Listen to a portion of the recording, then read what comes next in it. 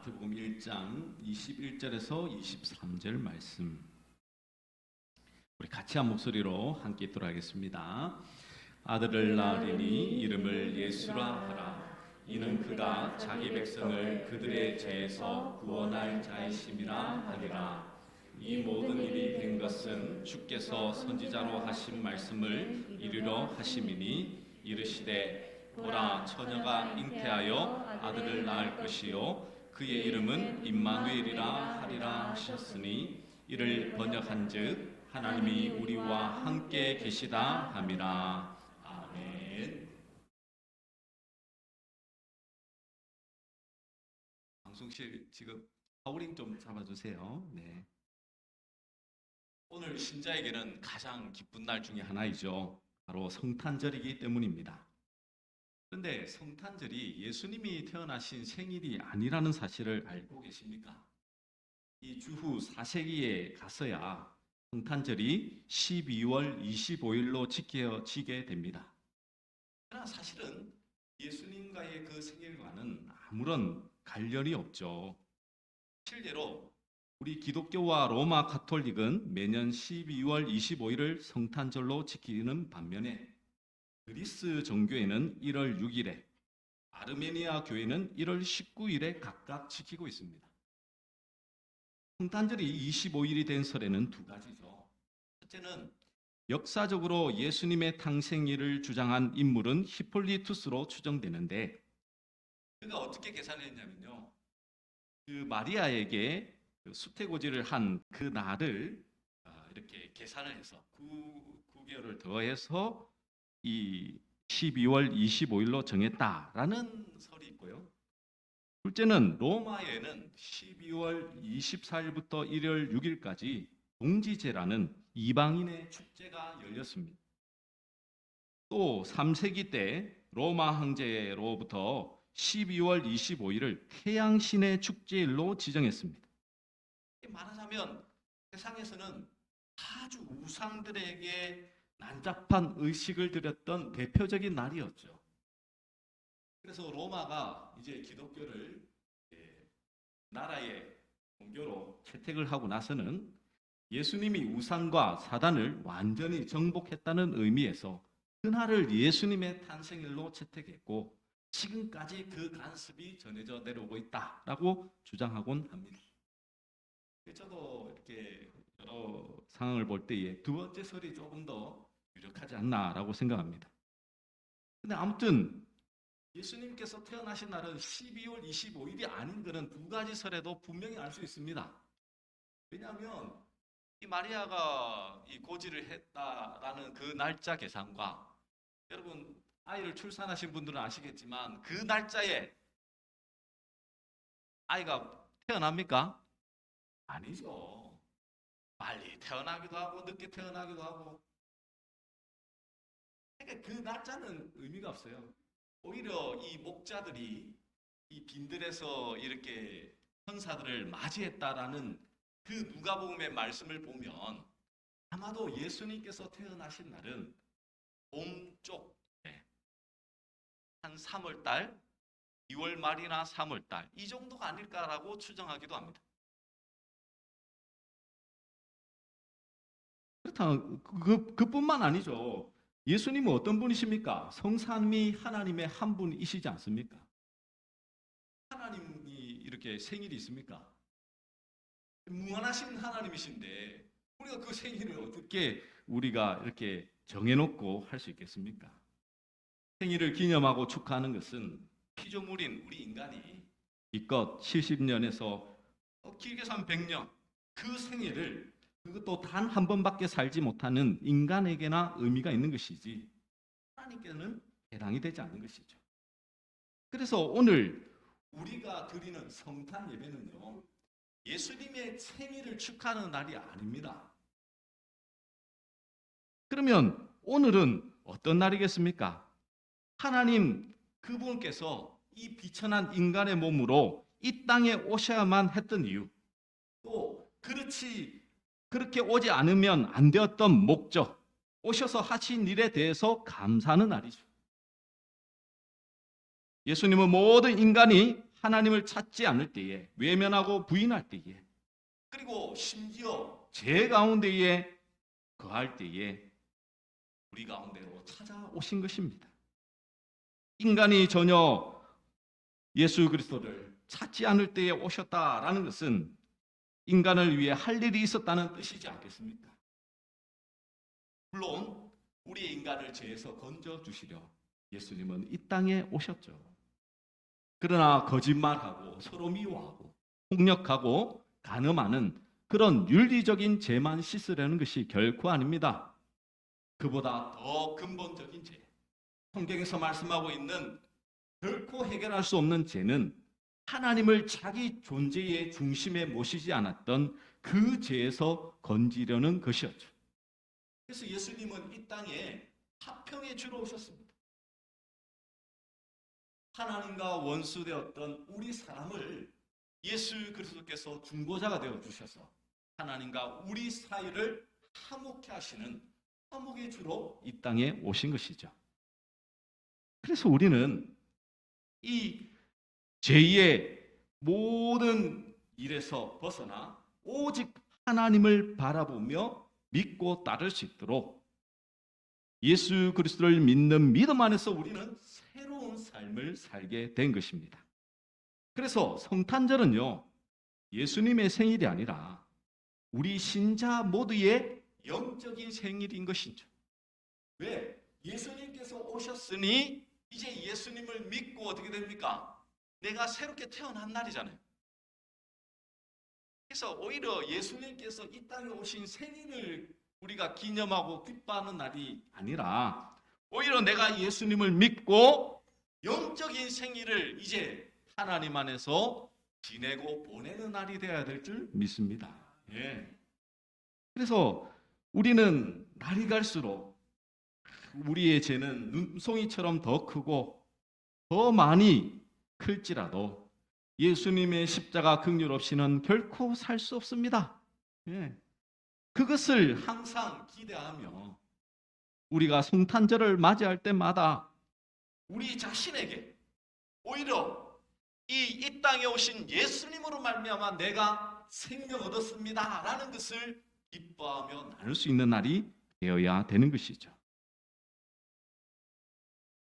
흔히들 예수님께서 우리의 죄를 사하시려 이 땅에서 오셔서 죽으셨다라고 말을 하곤 합니다. 그러나 우리 죄를 위해서가 아니라 세상에 어느 누구도 아닌 바로 나 자신, 나를 위해서 예수님은 이 땅에 오신 것이죠. 그런데 이 땅에 오신 예수님은 임마누엘 하나님, 우리와 영원토록 함께 하시는 하나님으로 우리와 항상 함께 한다라고 말씀합니다. 근데 문제는 신자들 중에 하나님께서 함께 하신다는 것을 너무 미신적으로 신비적인 개념으로 이해하는 사람들이 많죠. 마치 수호천사나 눈에 안 보이는 슈퍼맨이 그림자처럼 신자를 수행하면서 모든 재앙과 곤란을 막아주고 위험에서 건져준다고 생각하는 것입니다. 아주 중요한 약속이 있으면 막혔던 교통체증도 하나님이 풀어주고 강도에게 총을 맞아도 스쳐 지나가고 돌뿌리에 넘어져도 제풀에 코가 깨지는 법은 전혀 없게 해준다고 기대하고 있죠.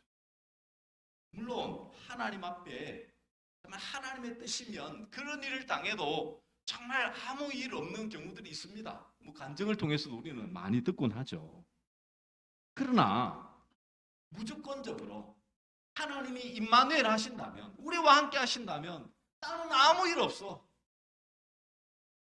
모든 일에 문제가 없어라고 말하는 것은 이 수호천사라고 생각하는 그 개념은 신자가 주인이 되고 하나님이 종이 되는 것이죠.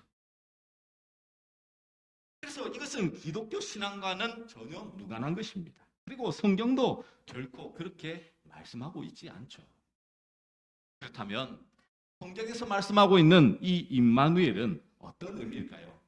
오늘 마태복음 1장 21절 본문의 말씀을 보시면 이렇게 말씀하고 있습니다. 우리가 참 잘 아는 말씀이죠. 우리 1장 21절 말씀 우리 함께 돌아가겠습니다. 시작. 아들을 낳으리니 이름을 예수라 하라. 이는 그가 자기 백성을 그들의 죄에서 구원할 자이심이라 하니라. 아멘. 네, 아들 낳을 일이 이름을 예수라 하라라고 말씀하셨죠. 그런데 22절에 보시면 이 모든 일이 된 것은 주께서 선지자로 하신 말씀을 이루려 하심인데, 이것은 이제 이사야 7장 14절의 말씀이 이루어진다라고 그 다음 23절에 이렇게 말씀하고 있습니다. 23절에 보시면 보라, 처녀가 잉태하여 아들을 낳을 것이요 그의 이름은 임마누엘이라 하리라. 아니 여러분, 21절에서는 뭐라고 말씀했습니까? 아들 낳으리니 이름을 예수라 하라. 그리고 이제 23절 이사야에서는, 구약에서는 그 아들을 낳는데 이름은 임마누엘이라 라고 말씀하고 있다는 것이죠. 아니 그렇다면 왜 이런 차이가 있을까요? 물론 예수님 이름 안에 임마누엘이라는 그 자체가 하나님의 이름이니 동일하다라고 생각하시지만, 이것을 정확하게 이해해야지만 왜 우리 가운데 함께 하시며 그 함께 하심이 어떤 것인지를 우리는 잘 이해할 수 있을 것입니다. 그렇다면 이 이사야 7장의 말씀으로 우리가 한번 돌아가 봐야 되겠죠. 이사야 7장에서는요, 그 시대적 배경은 주전 735년입니다. 이때 남유다의 그 왕은요, 가장 어떻게 보면 악한 왕 중에 한 명이었던 아하스 왕이었습니다. 우상을 섬길 뿐만 아니고요, 자기 자식을 죽여서 제사하면 이렇게 큰 일을 경험한다라는 것들을 이렇게 끌어왔던 아주 악한 왕 중에 한 명이었습니다. 그 당시 고대 근동의 패권은 이 가장 강력한 나라는 아수르였습니다. 그래서 당시 세계를 거의 지배하고 다스리는 강국이었죠. 그렇다 보니 북이스라엘이나 남유다를 침공하지 않았지만 늘 힘들었습니다. 그래서 북이스라엘이 아람이라는 나라와 힘을 합쳐서 대적하려고 어떻게 하냐면, 너희 남유다도 우리와 동맹을 맺자, 같이 가서 우리 아수르와 싸우자라고 얘기합니다. 근데 아스 왕이 아무리 계산을 두드려도 이건 아닌 거예요. 그래서 아스 왕이 뭐라냐면 우리 못해, 이렇게 얘기를 해버립니다. 그러자 북이스라엘과 아람이 어떻게 했겠습니까? 열받겠죠. 그래갖고 아수르에게 쳐들어가는 게 아니고 남유다를 쳐들어가는 거예요. 1차 침공은 잘 막아냅니다. 그런데 2차 침공은 이제 전심 전력을 다해서 이제 너희를 공격하겠다, 딱 이렇게 예고를 했죠. 그러자 이 아하스 왕이 어떻게 되냐면 너무너무 불안한 거예요. 그래서 하나님께서는 이사야 선지자를 보내어서 하나님의 말씀을 예언케 하시는 것이죠. 그런데 예언의 말씀이 무엇이냐면, 이런 모든 상황 속에서도 아람이나 북쪽 이스라엘이 아무리 힘을 합한다고 하더라도 하나님 앞에서는 부지깽이 같은 힘없는 존재밖에 안 되니까 걱정하지 말고 오직 하나님만 바라보라 라고 말씀합니다. 그리고 이사야는 아하스에게 징조를 구하라고 하죠. 아하스를 격려하기 위해서 어떤 다른 것이 아니라 이 징조를 보고 하나님을 의지하도록 하려고 그렇게 말씀을 하셨습니다. 근데 아하스는 거절해버립니다. 아니 지금 상황에 무슨 징조를 구한들 무슨 소용이 있느냐, 이거는 안 된다라고 해요. 그러자 그에게 이사야가 뭘 하냐면 바로 이 임마누엘을 예언하고 있는 것이죠. 하나님이 함께하는 새로운 왕이 처녀를 통해서 난다는 것입니다. 근데 오늘 이 본문의 말씀에는요, 이 이사야 7장 14절 말씀에는 여러 또 이 신학적인 문제들이 결부되어 있습니다.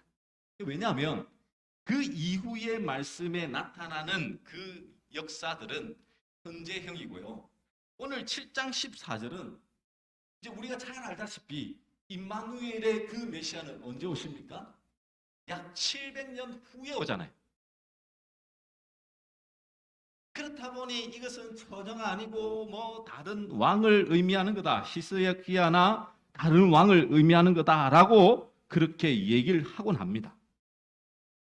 700년 이후에 오실 메시아이신 예수님을 기다려야 한다니 너무 먼 미래잖아요.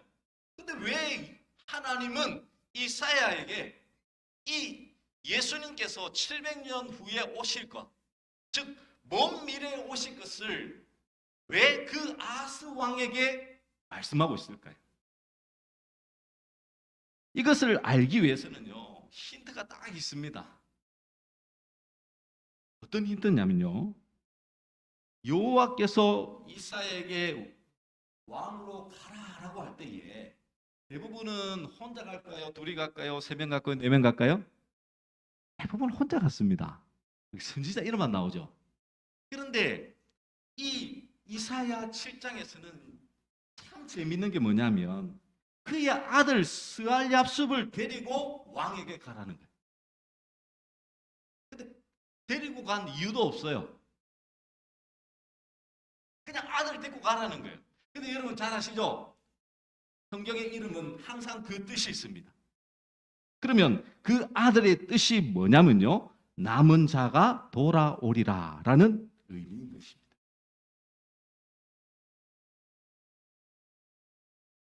그 아들 이름이 뜻이 뭐라고요? 남은 자가 돌아오리라. 그를 데리고 지금 왕에게 간 거예요. 그리고는 임마누엘을 선포하고 있는 것입니다. 여러분 여기에서 가장 중요한 하나님께서 우리를 향하신 그 뜻이 분명히 들어있는 것이죠.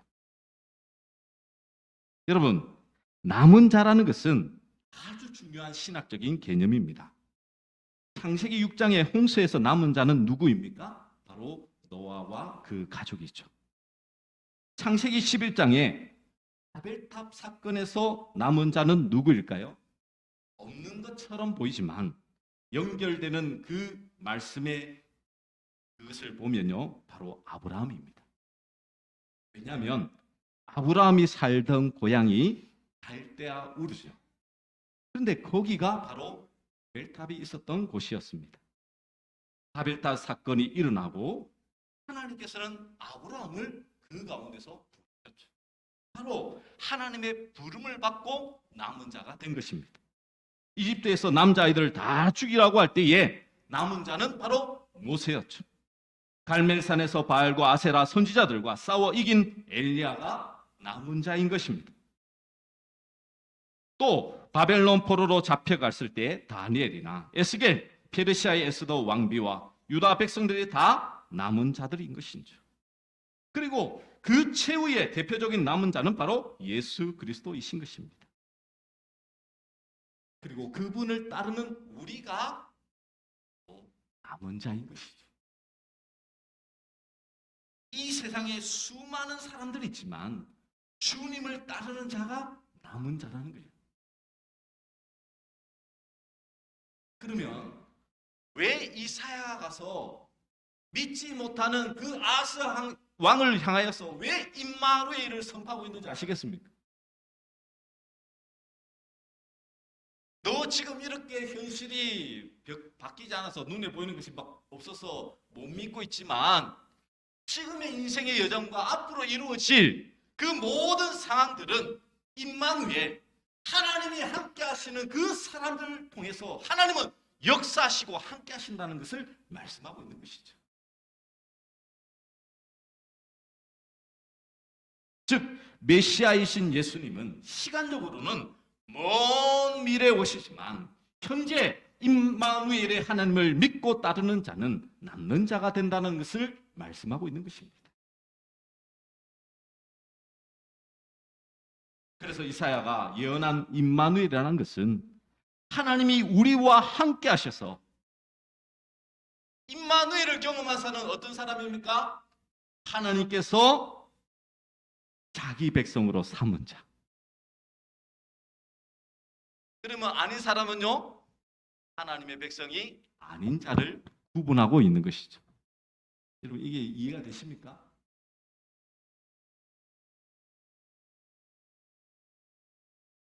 임마누엘의 하나님은요, 자기 백성과 자기 백성 아닌 자를 구분하고 있다니까요. 노아 홍수 때 자기 백성과 아닌 자를 구분하셔서 하나님은 뭐 하십니까? 살리시죠.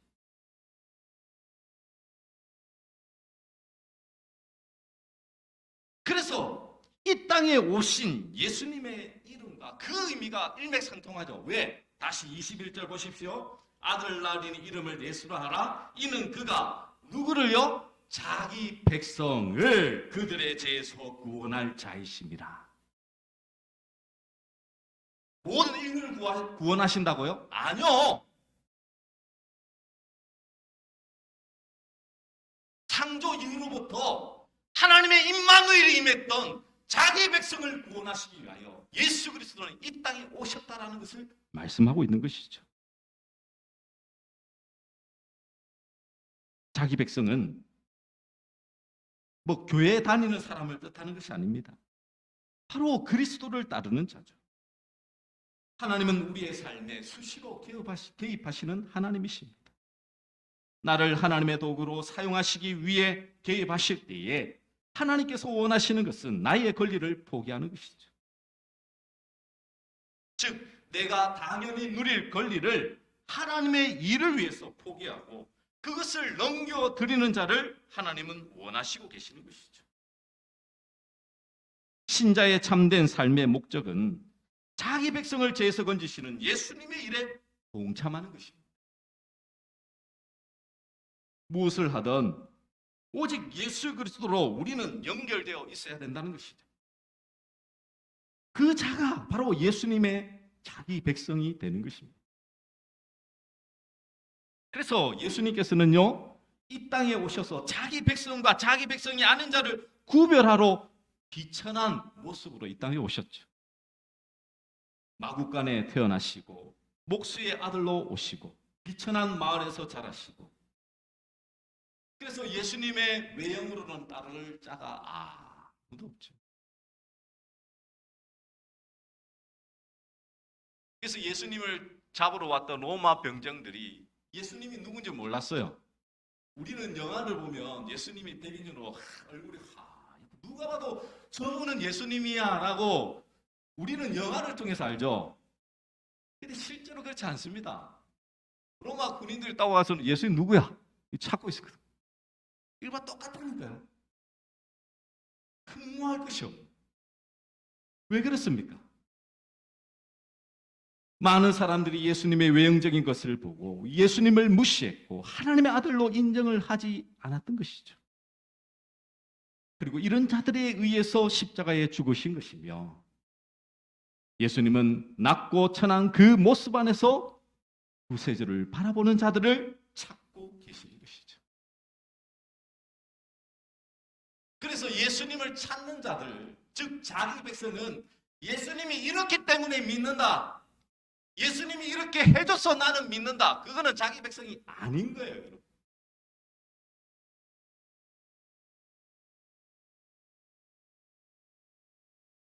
예수님의 백성은 세상에서의 잘됨을 위해서 예수님을 쫓는 자가 아니고, 십자가를 알고 예수님께서 나를 사용하시고자 하실 때에 나의 권리를 포기하며 하나님의 도구로 쓰임받기를 원하여 그것을 참되게 기뻐하는 자가 자기 백성인 것이죠.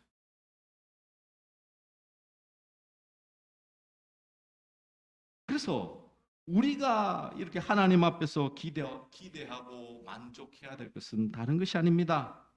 오직 하나님께서 나를 통하여 예수 그리스도 안에 있게 하시고 자기 백성 삼으시는 그것이 우리 인생의 가장 복이라는 것을 여러분 믿으시기를 간절히 축원합니다. 근데 이것은요, 뭐 어려운 것이 아닙니다. 내가 예수님을 믿고 따른다는 것이 결코 막 거창한 걸 말씀하고 있는 거 아니에요.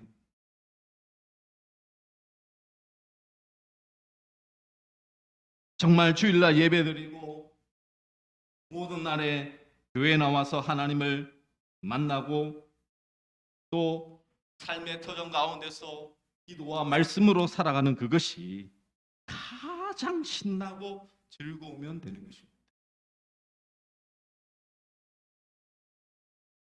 그래서 주 예수보다도 더 귀한 것은 없네 라는 이 고백이 진정한 나의 고백이 된 사람은 나는 정말 예수님의 자기 백성이구나.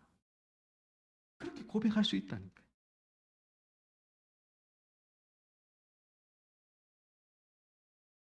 여러분, 예수님이 이 땅에 오신 것은요, 그 안에서 진정한 하나님의 사랑과 공의를 발견한 자들에게는 구원이지만 십자가를 거부하는 그들에게는요, 심판이 되겠죠. 그러므로 우리는 하나님의 백성으로서 우리의 죄의 문제를 해결한 받은 그 은혜에 우리는 감격하며 그것을 하나님 앞에 예배할 수 있어야 되는 것입니다.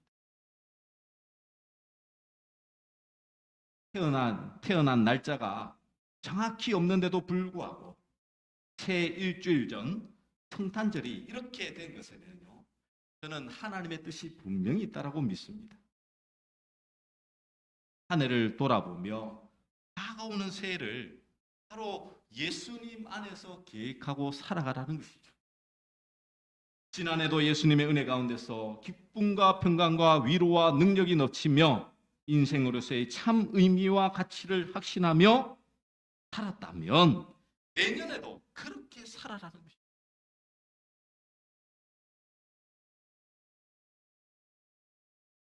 여러분은 어떻습니까? 여러분은 지금도 환경이 바뀌기만을, 이 세상이 바뀌기만을 여러분 기대하고 바라고 있지는 않으십니까? 그 사람은 지금 임마누엘의 역사를 못 경험하고 있는 거예요. 제약이 간영한 시대라도, 아무리 학이 판을 치는 시대라도 임마누엘의 하나님을 경험하는 자는 살아남아 있는 거예요. 그것이 성탄의 은혜인 것이죠. 오늘 설교의 제목처럼 진짜 성탄절을 경험하는 자는 누구일까요? 누구겠습니까? 그냥 단순히 교회에 나와서 예배드리고 예수님의 생일을 기뻐하고 축하하고 선물 나눠주고 또 뭐 여러 이 축하 공연을 하는 그것으로 끝이 나면 안 되는 거예요. 정말 예수님께서 이 땅에 오신 그 은혜로 말미암아 내가 남은 자가 되었어요. 이 세상이 아무리 험악하고 악할지라도 나는 예수 그리스도로 말미암아 세상이 줄 수 없는 기쁨과 평강과 은혜로 사는 자입니다. 그 고백이 여러분의 심령 안에서 흘러나오셔야 되는 것입니다.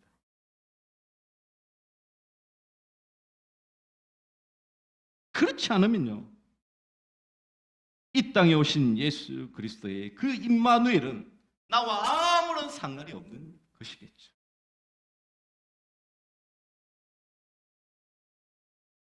그러면 우리는 해야 될 것이 한 가지가 있습니다. 뭡니까? 내가 정말 이 오늘 성탄 주일 예배를 보내면서 나는 지금 영적 나이가 몇 살인지를 계산해 보셔야 되겠죠. 정말 내가 임마누엘의 하나님을 경험하고 있습니까? 여러분의 입술에 삶 속에 늘 불평과 불만, 아이고 왜 세상이 이러냐고, 왜 경제가 정치가 나라가 이 모양 이 꼴이냐고 그렇게 투정하고 불평한 자들은 지금 임마누엘 하나님을 경험하지 못하고 있는 거예요. 남은 자가 아닙니다.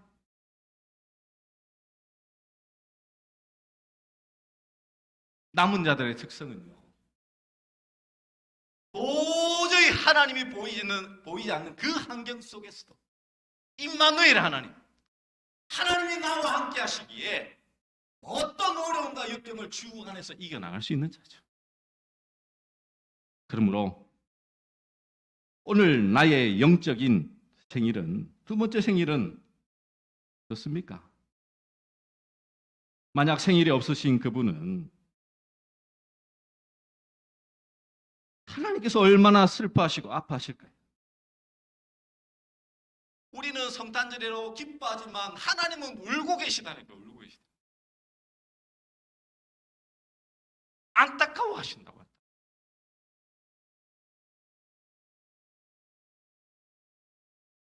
그러므로 오늘 이 시간 여러분 십자가 앞에 온전히 나오셨어.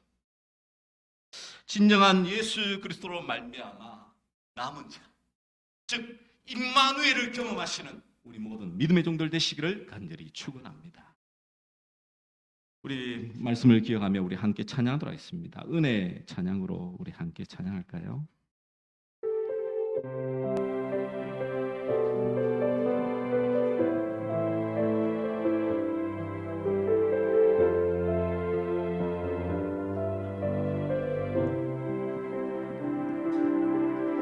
내가 누려왔던 모든 것들이, 내가 지나왔던 모든 시간이, 내가 걸어왔던 모든 순간이 당연한 건 아니라 은혜였어. 아침해가 되고 저녁에 눈을, 봄의 꽃향기와 가을의 열매, 변하는 계절의 모든 순간이 당연한 건 아니라 은혜였어. 모든 것이